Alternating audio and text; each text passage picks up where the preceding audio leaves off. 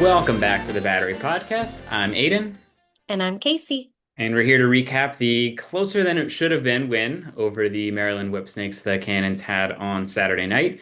Also want to give a little bit of a shout out to Jack, who ran a 10K this morning, which is why he's not on the recording with us. He said he and his girlfriend both set a PR, so congratulations to both of them. Um, but anyway, yeah, the Cannons win 13-12, which they were up 13-8 at the start of the quarter, so it's not how you want to end the game, but ultimately they did come out on top. Thank Uh, God. yeah. I guess, Casey, where do you want to start? We talked about a couple points before we started recording. Oh gosh. Well, hey, let's talk about Connor Hurst getting his first and second goals of the season Yes, absolutely. in this weekend's game. Um, so it was really good to see him get on the board for that. Uh, at some point I did see him limping off the field a little bit, so hopefully he is not experiencing anything major and he'll be able to rest up and get back at it next game. Yeah, absolutely. And if he's not, this would be maybe a good time to see Camizio, like I mentioned with Jack, because they will have the 1 week and then the All-Star week. And no offense to Connor, I'm not thinking he'll be an All-Star given that he just scored his first goal of the year on Saturday. So might give him 2 weeks to rest there. I mean, also even if he was an All-Star, you don't have to go to the game. Um, yeah, it was a big thing to see him get on the board and pretty early on in the game. Also assisted by Asher Nilting, Hmm. which you love to see. So I think that's everyone in the midfield for the Cannons has scored so far this year. I think except for Darrow because I think he's only played in one game. Yeah. But he did get an assist, so everyone's got a point. Everyone scored except for Darrow. Couple goals for Kurst was great to see. I know he played a little defense as well.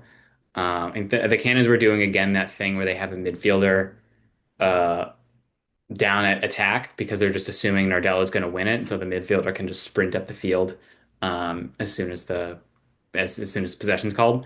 I think Connor did that a few times. Um, yeah, great to see him get on the board.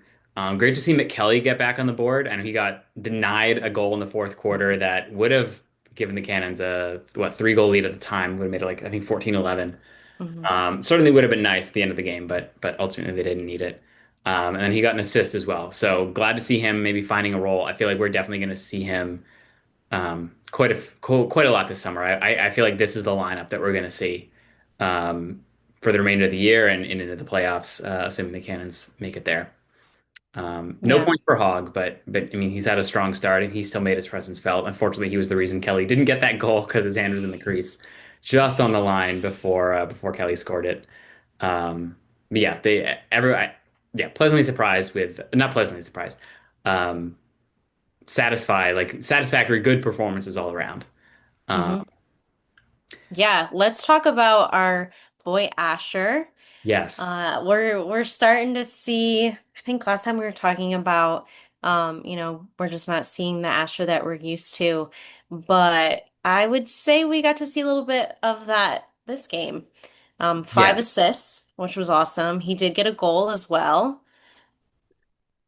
Yeah, it was a quiet 5 assists. Like, well, we had the watch party, there were other people going on, other conversations, so you don't always pick up who Hmm. is doing that. But um, I mean, for all the concerns we made about it, he is still seventh in the league in scoring right now. He's tied with Dylan Malloy. So that's not a bad position to be for anyone to be in. Hmm. I did still see he still doesn't look like that physical Right. presence. Like Dunn definitely got the better of that matchup when Asher was trying to go to goal. And that one goal he got was kind of like a transition unsettled situation. He just caught it by the crease and let it rip. But on the other hand, some of his assists were beautiful cross field passes, like right through Hmm. a seam. I know he had one to McAsee. He had one to shoot. Um, but yeah, I can't. I think. Well, he assisted on Connor Kirst. We said that. Hmm. Um, let's go to the goals. Did he assist on Kelly's? Um, No, I don't believe so. Yeah, the Mackesy. Oh, two for Mackesy. There, yeah, there we go. So it was because Knowlton coming up the right, assist to Mackesy on the other side. So, I mean, yeah, goal and 5 assists. I believe he had a goal and 6 assists in the first game against the Whips last year. So I mean, keep that production up. That puts the Cannons in a great position to win some games. So, still, like, I still don't love it, but I think we're ringing the alarm bells a little too much, maybe. Yeah. Given that again, still sixth or seventh in the league in scoring. Uh, Hmm. and on the other side of the attack, or not the other side, but on one of the wings, Holman entered this game 1 point shy of 500 and didn't get it. No points for Holman, no goals, no assists. I mean, ultimately, it wasn't that big a deal because the Cannons still won. Right. But I'm sure he felt a little let down one because he wants to help his team win, and it's a cool Hmm. milestone, obviously. Um, I don't feel like it was anything major that happened in that game. I think it was just some bad luck shooting and um, just the ball not finding him. I mean, even the one goal he had against the Water Dogs was a very unorthodox, looking away from the goal, throws it over his shoulder. Hmm. So it's yeah, I know you're gonna have those games. Hmm. Not gonna be too worried about it. Right. I So think that we just know what our team's capable of. And I mhm. mean, we've seen these guys just dominate Yeah, seasons leading up to now. So I think we just sort of go in with that expectation yeah, every time, right? Which, like you said, like not every game is gonna be like that. But um we just go in expecting expecting that every time. absolutely. Excited and anticipating it. Yeah. And talking about what this team is capable of, the Cannons win the turnover battle, the cause turnover battle again. They had 9. Owen Grant with another 2. Jeff Trainer with 2, which you love to see. Epple with 2, and then Connor or no, sorry, Colin Curse, Bryce Young, Mick Kelly with 1 each. Um, and Ben Ramsey, no cause turnovers, but he did have 4 ground balls and a huge one at the end of the game on the last face-off of the game. Um, yeah, this Yeah. was a defensive performance much, much better than what they gave against the Water Dogs. You could see them being really aggressive on picks. They did not want to get beat on those, and they actually got a call early on because like Ramsey like cross-checked the guy setting the pick to knock him off his line, and um, so you could see that aggression that they were going to make the picker uncomfortable. Um, there still weren't some great moments, some lack of communication. I know Connor Kirst was down and they didn't communicate and it led to a Whips goal.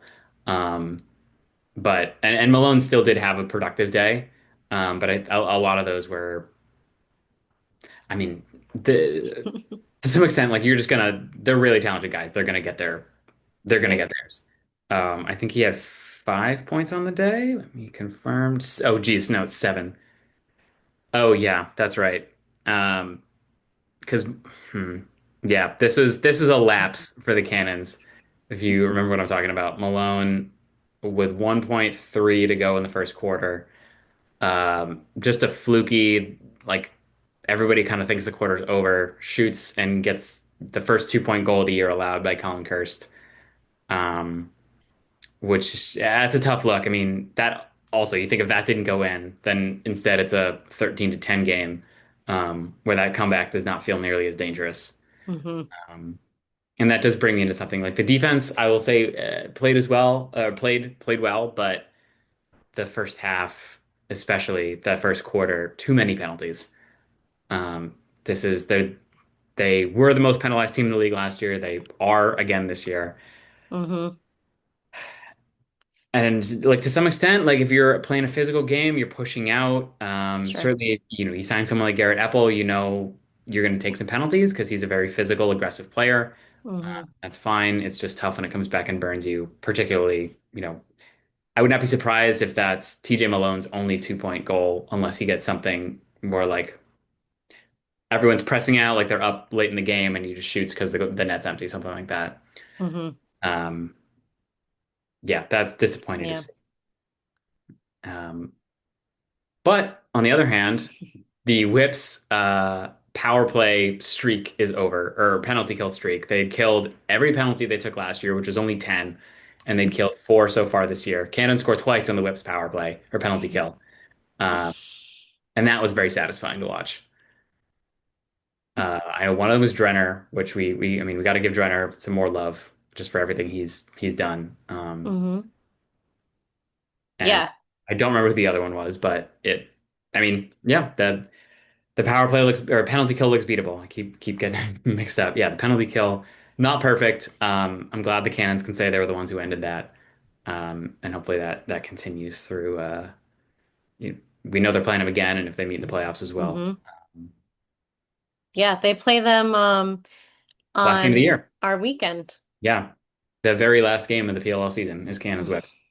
Um, which is, I mean, there's a lot that'll happen between now and then, but I Yeah. got to think something big is going to be on the line for one or both of those teams at that point, that'll be really, really fun to watch. Yeah.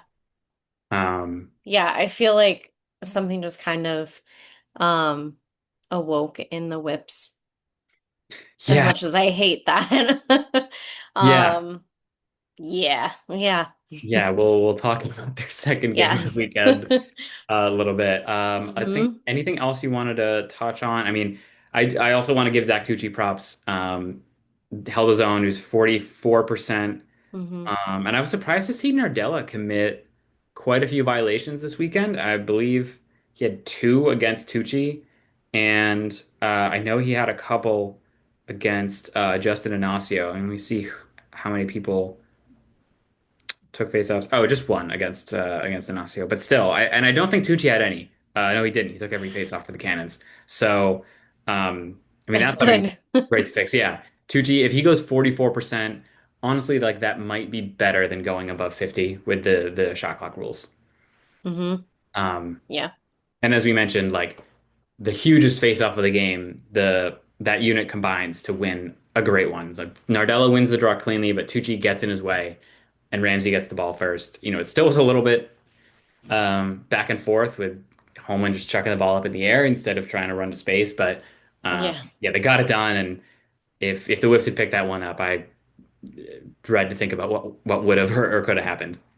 Because they obviously showed they can score in bunches and they can score in a hurry. Yeah. Yeah, it was, I mean, I just felt watching it like we either got to get it back or they're probably going to go and score and we're going to have to go Yeah, into some overtime. yeah, But happy the latter didn't happen. yeah, absolutely. Yeah, you figure again if yeah, that team that erases the 5 goal deficit and scores with under 20 seconds left, they're probably winning that one in overtime. Right. Um, so glad it was not a reality. Let's see what other points. Campbell, first 2-pointer of the year. I mean, his only points came in the first quarter, but it was a 1 and a 2. Left-handed and right-handed. Fantastic to see that. Hopefully the elbow's feeling a little bit better. Um, I think, oh no, the Whips Chaos game didn't have a 2-pointer, but every other game did. And this was, each team had one in this game. Kind of that fluky one from Malone and then Campbell. Um, I think, I mean, Maxey another hat trick, Drenner another hat trick. Um, Yeah, I think if it'll be interesting to see if we see Manny this weekend in San Diego. Um, if we don't, that feels like that's it for him. Like it's McAsee's spot, with the possible exception of one of those homecoming games. But I don't know. I feel like it's a difficult situation for Holman to be in, Coach Holman, that is. Um, Yeah. like the loyalty to his friend, kind of like an adopted son almost, and Hmm. want to give him a shot versus McAsee. Like, of course, McAsee's got many more years of lacrosse left in him than Manny does. Yeah. But you Yeah, also don't want to, I mean, I feel like last season when we had Pat Kavanaugh and he didn't really get the playing time. And then we see him go over to the Outlaws this season and we also see it with Charlene Beatties yeah, too, right? Like they go to these other teams and then they're playing really well, quite well. But we didn't really give them time to play. So we don't really, I mean, I don't want to see that happen No, to more and more players, right? Especially like he's showing why he deserves a spot. So, absolutely. Yeah. Yeah, I think he was put into a good position. I think not playing in week one was the right choice just because of the Tewaaraton ceremony, yeah. like all that travel in and out of practice, and you do want to give Will a shot. Obviously, he did quite well with it. Yeah, I guess we'll talk about that a little later on in the week as we preview the Chaos game. But um, yeah, this feels like probably Manny's last shot. Except, I mean, maybe he will play the Utah weekend because that's essentially like a home game for him because he lives in Utah. Hmm. Um, yeah, But hey, he also, I know he had like that one obligation, yeah. um, with I think like his, um, with an organization that he has or something. Also I realized that my, air purifier keeps popping in and out right here. Um, Yeah, the blur background is somewhat yeah. inconsistent. It's failing me right now.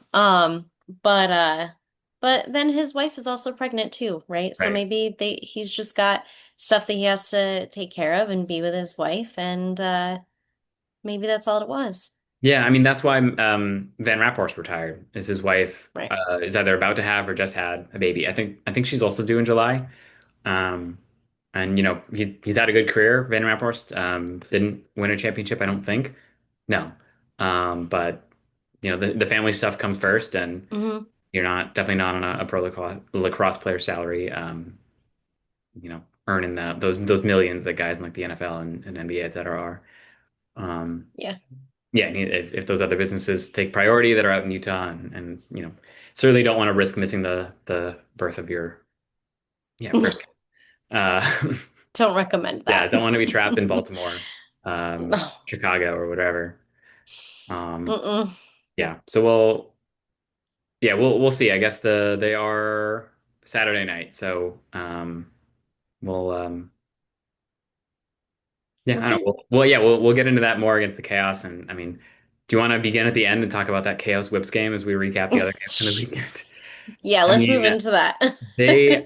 I was more confident than maybe any other game this year that the Chaos were going to win that, given how hot it was, the shortest turnaround time of any Hmm. team. Um, Blaze is a very good goalie.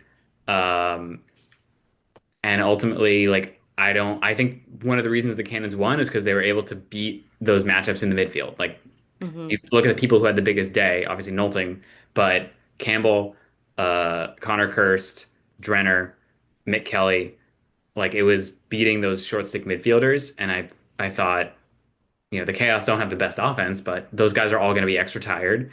Um, and boy, was it the opposite of that.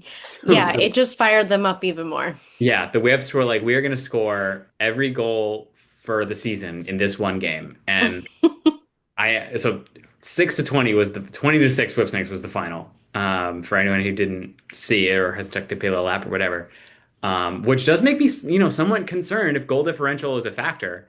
It is going to be really hard to beat the Whips on goal differential this year, Yeah. winning a game by 14. Like they're 2-3, they have a losing record, but their goal differential is like plus 10 or 12 or something like that. Because they won by so much and they Mm, only wound up winning by or losing by one the day before. yeah. Um, if that would have been another reason for the Cannons to be to close that game out better because they're only a plus three goal differential. Hmm. Yeah, that one's tough. Um, I don't know. Blaze just did not have a good day, and I think uh, So it's been the last two games in a row, for Blaze where he has gotten towards maybe like partway through the third into the fourth, and he's taken himself out. yeah, And I just feel like I've never quite seen Blaze like that, at least not. I mean, maybe you have like one off, right? Like you can't be 100% of the time. But I just feel like I haven't seen Blaze like that before. And while he was in yesterday, yeah, I think he ran 30%. yep, Had 8 saves, if I remember correctly, 8 or 9. yeah. What is going on with that? Yeah, I think it was the same thing that I was talking about for the Whips of the midfield beating their guys. I think the Whips were able to do that to the Chaos. Like the Chaos short stick D mid group with Glacini, who like fantastic leader, great person, but his best playing days are behind him. Pat Resch is also in his 30s. Langermeyer is a rookie, didn't look super sharp, and I don't remember. I know. I think those are the three guys. Oh, they're the three guys they played this weekend. The Wibs did make two subs, which I love to see. Rambo out of the lineup, and Alex Mazzone out of the lineup for Was it Jack McDonald? Um, I don't. It was one of their DLSMs. Nope, not the Chaos. The Whipsnakes. That's the lineup I'm trying to look at. Yeah, Squires and yeah, it was Jack McDonald came in. So got his I think first career game against the team that drafted him like a month and a half ago. So that extra legs for those two fresh guys. Levi Anderson Mhm. comes back, played with a vengeance. I think he had 4 goals. I mean, who didn't score for the Whips, Five. right? He Five. had 5 goals. Yeah. It was, let's look at these point totals. So Aiden Carroll was 7, Levi Anderson 6, 5 goals and an assist. Brandow, Hmm 3 goals and an assist. Pennell, 4 points, 2 and 2. Malone only 1 is interesting. Brad Yeah, he Smith, was quiet. yeah, but he didn't need to be loud. Right. Brad Smith scored, Matt Dunn scored, Roman Puglisi scored, Colin Heacock scored. And then Colin Squires, their other SSD or LSM had an assist. So it's pretty much all their offensive personnel except for looks like Adam Patra got one. And then contrast with the Chaos. Jackson Eicher still looks great on their offense, and that's about it. Hilt scored, I know that in his first game. So hmm their first round pick to replace Josh Byrne, no pressure. Um, yeah, I think Some big that shoes to fill right there. Yeah, so I mean, it's interesting to play a team who comes off a really bad loss like that, which the Cannons will do.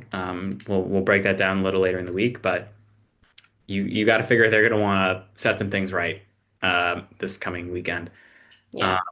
Let's flip to I guess the first game of the weekend. So before the Cannons was the Atlas taking it to the Water Dogs, 17-9. Mm. Not what I expected at all. Ensman looked like he remembered he's an elite goalie. Um, Yeah, I think he had, I Pete think remembered he was the MVP last year. 71%, I think he Yeah, went. And all I gotta say is thank God I had him on my fantasy team this week. I had Blaze Reardon, Oh, who finished with 0, exactly 0. I'm glad it wasn't negative. Yeah, I still had a better that, week than you did last week, but I did not break 100 fantasy points this week. wow. Yeah. Yeah, Teat 8 points, Costabile 6 points, 2 1s, 2 2s. Reed Bowering comes back in lineup. It's worth noting they benched Miles Jones and Kyle Jackson. They did not dress Yeah. this game. Schellenberger, trainer, no goals but 3 assists. I mean, yeah, like dominant days from Teat and Costabile, like two of their elite playmakers, and Bowering comes in, looks good. Um, and I don't know what happened to the dogs, man. Like I really don't. Sowers only 3 points, McCardle 2. Like no one, yeah, McCardle or Sowers with 3, and no one else had more than 2. Um, Yeah. I and I'm wasn't curious expecting because like that. I would have thought like Entenmann maybe is a better goalie than Colin Kirst. It's still a little early on. Like I'm not Hmm gonna commit one way or the other, but I feel like the defense in front, the Cannons is better than the Alice. So I wonder if it was just like scout because the Cannons were only the second game of the year for the Dogs. Um, I'm somewhat relieved by this, right? Because the Dogs looked unstoppable those first 2 games, and they've been stopped. So the Cannons now are solely they're the only 3-1 team in the East. Thanks to that, the Atlas and Water Dogs are both 2-2. Again, this definitely helps the Atlas goal differential, but they were hmm -6, they're now +2, so it's not a crazy swing like for the Whips being +10, whatever. Um, but Yeah. yeah, I mean, props to them. Yeah. I think that was the result that was better for the Cannons. I do wish the score had been a little bit closer. I wish it had maybe been like 12-9. Uh, Yeah. just so the Alex goal differential wasn't so high. But um, Yeah, I would it go was Philly loses. rough loss. Yeah, yeah, that's another one. I would not have wanted to be in that locker room and had Bill Tierney yelling at me after that one. No, he he doesn't look like he would be that scary, Oh no, he's scary. but He's very yeah, and I he heard, didn't.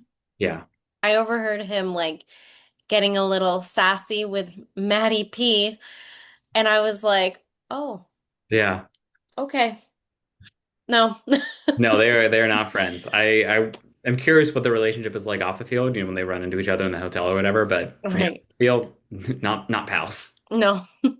Um, Yeah, I don't know. They just got like basically completely shut down. Water Dogs goalie was 31%. yeah, it was DeLuca, right? Who I would say Yeah. is their better goalie at this point. Yeah, Um, the last two games he yeah, went 60% and 62%, and then this game he was 31. yeah, that is. I gotta think. I wasn't able to really focus on any of these games like exclusively, except for the Cannons, really, because we were going to the Cannons game when I was watching Atlas Water Dogs. Yeah. But I gotta think that DeLuca was just seeing a lot of shots from like in Hmm. close with no one in between, like no one on anyone's hands or whatever. It's just a guy from 5 yards away shooting. Yeah.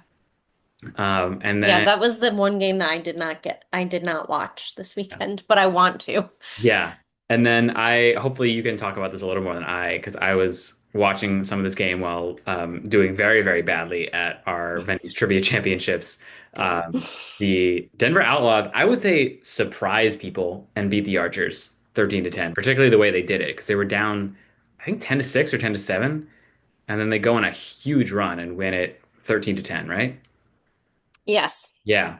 Um, Can you talk about what happened in that second half that turned things around? Like, was it, I mean, obviously the Archers offense was not working great.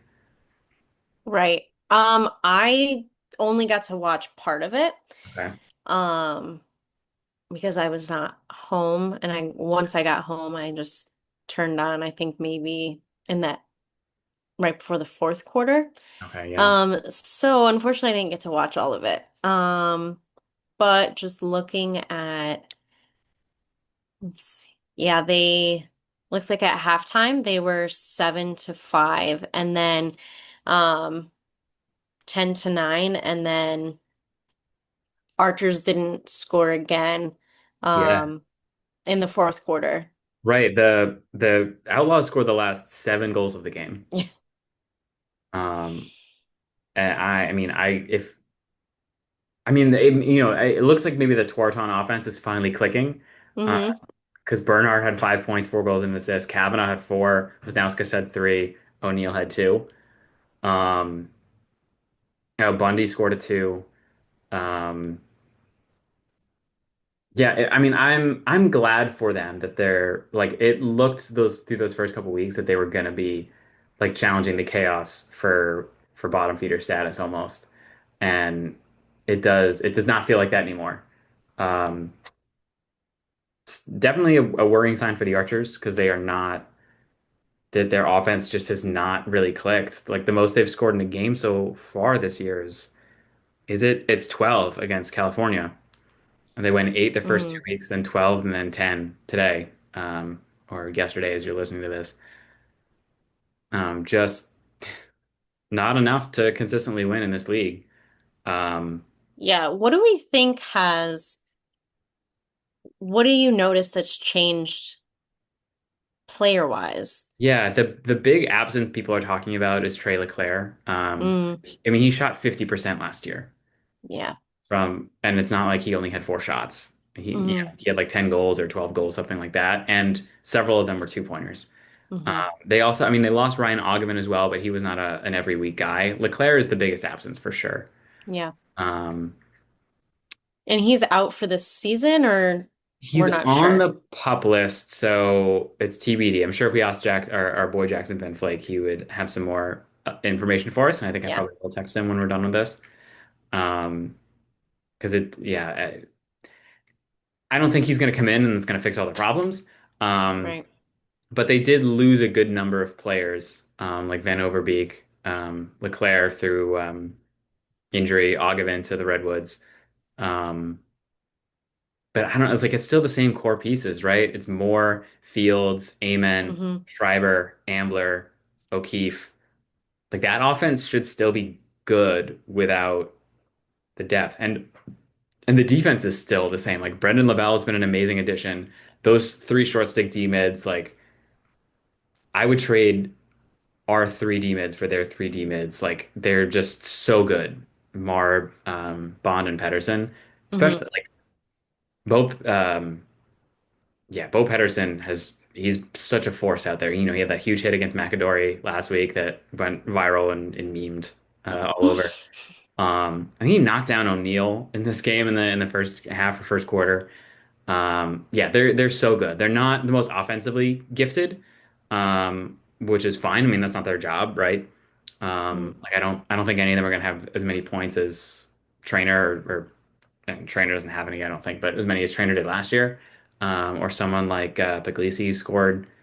But they're guys you trust to put on an island. Um, Yeah, so I mean, I guess, and I mean, hopefully Dobson's ankle is feeling better. I don't yeah, know. I would expect him to, if it's two goalies per conference, like he should go to the All-Star game. But if health reasons he doesn't want to, I totally understand that.